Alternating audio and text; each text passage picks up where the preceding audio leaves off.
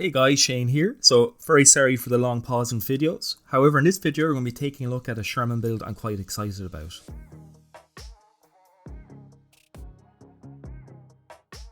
So I always wanted to do an Iwo Jima Sherman. They're quite fascinating vehicles and quite unique to the Pacific theatre of operations and very unique really to Iwo Jima itself. So I picked up a few aftermarket sets, chiefly from PanzerArt, as well as a decal set from Star Decals.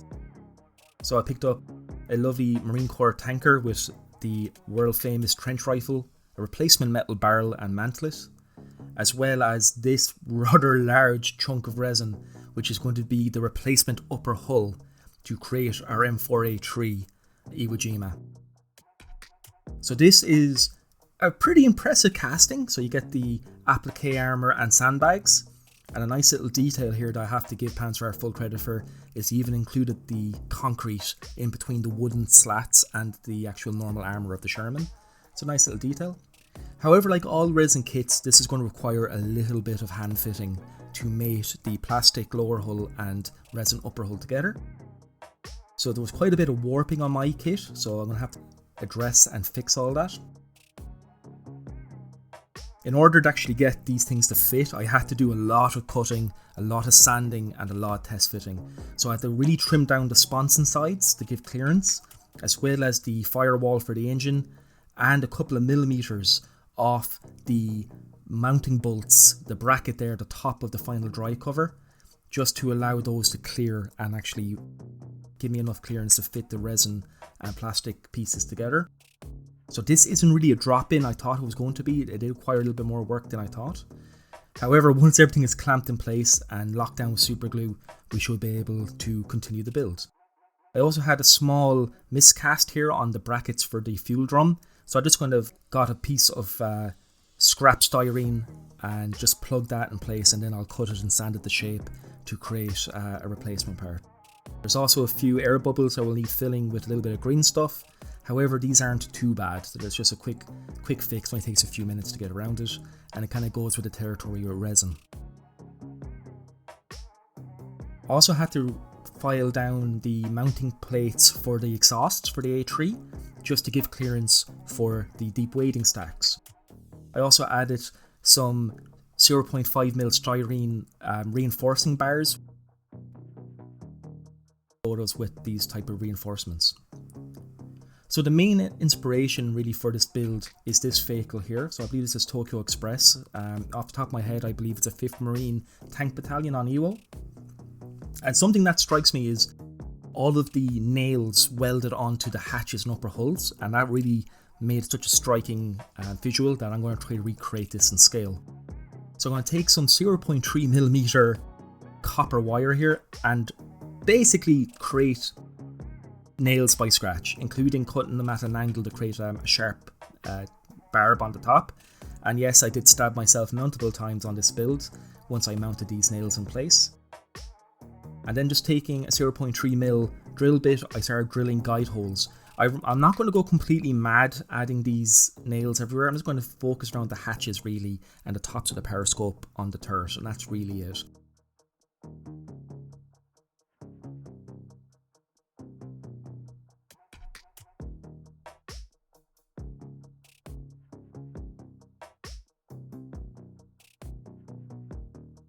And then just taking a little bit of black CA glue, I just started mounting them in place. I put down a rather large dollop just to create a little bit of an artificial weld seam there as well, just to give the impression of the Marines welding these nails onto the top of their vehicles.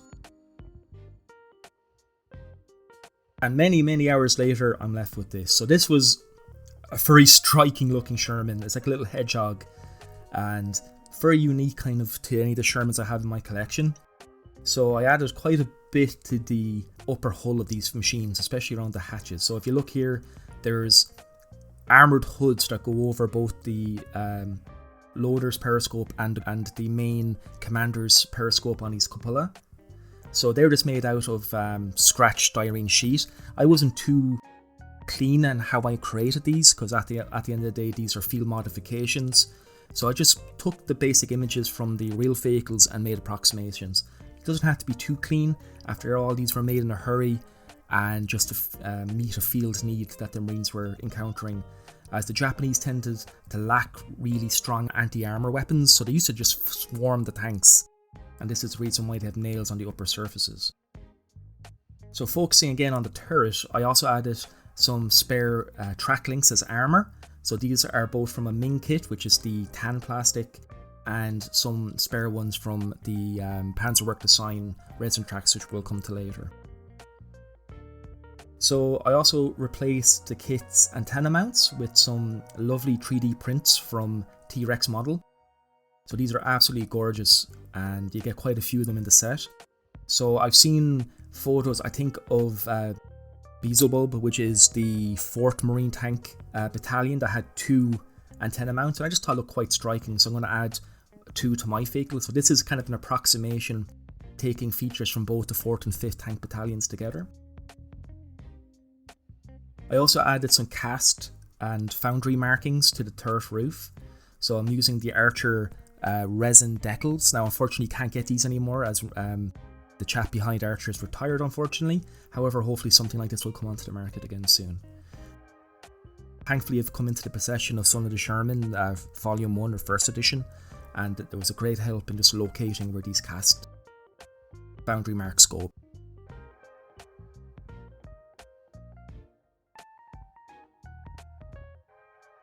So moving down to the gun mantlet, or rotor shield. So I just added some cast numbering again from Archer, and a metal barrel from PanzerArt. I actually just kept the plastic mantlet shield, or rotor shield. It's absolutely fine. I just added some cast texturing with some Mr. Surfacer. So going back to our inspiration vehicle, there's also some nice added armour hoods for the driver and co-driver hatches that I added just using some spare photo etch sheet. Just some appropriate sizes left over on a fret, and then just cap them with a little bit of plastic, I think 0.5mm styrene sheet. So they were a little bit figgly, and again, they're not perfect, they're not entirely symmetrical and square. However, I'm kind of reasoning that these are field modifications that the Marines did in their own workshops.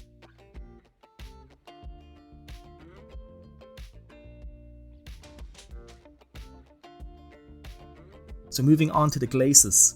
So of course I added some texturing to the final drive, again using Mr. Surfacer, just stippling it in place, and added a 3D printed towing cable clamp. And the 3D printed parts are from MJ Studios, or MJ Miniatures, which are lovely. I use them in a lot of my builds. They're kind of fragile, but if you use a fresh blade while removing them from their supports, they go down just fine. And these do behave perfectly well with super glue. You don't need to get anything weird. Some people are saying these don't work with super glue. That's not true, they do. So I just mounted down our brush guards for our headlights, and then added the retaining chains for the plugs that go into the mount for the headlights when they're not installed. And I've left the headlights both off on my vehicle, as well most of the Marines tend to remove them, just for simple fact being they got damaged, or they were just something that the Japanese infantry could break while they try to overrun the vehicle. Also use some black CA glue for some weld beads on the brush guard mounts, as you can kind of see there, and then some gel type super glue on the horn guard as well. So the tracks, the tracks that these machines used were T54E1s with the duckbill track extenders. So I went for 3D printed ones from PanzerWork. I've used them in the past, they are pretty nice, they're lovely detailed. However, I'm kind of rough with 3D printed tracks. I break them too much. It's not really a reflection on the tracks themselves, it's just me.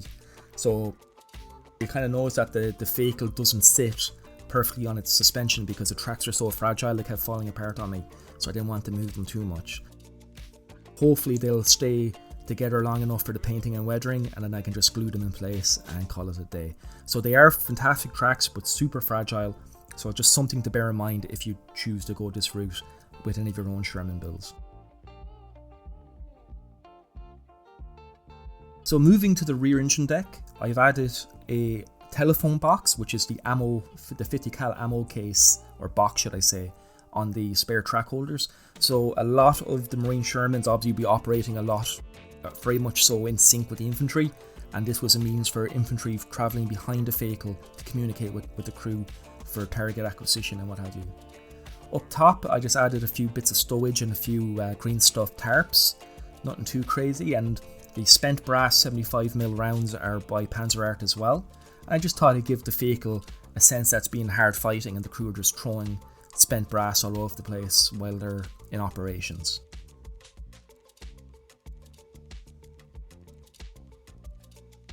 So a tricky little piece was actually creating the plumbing for the water can, which is that weird cylinder you see on the back of the engine deck. So I just took a little bit of scrap wire that I found that just happened to be the right diameter and plumbed it in. I also created a very small tap unit that you can kind of see there near the end of the hose, and that's just to create a very rough approximation of the faucet basically.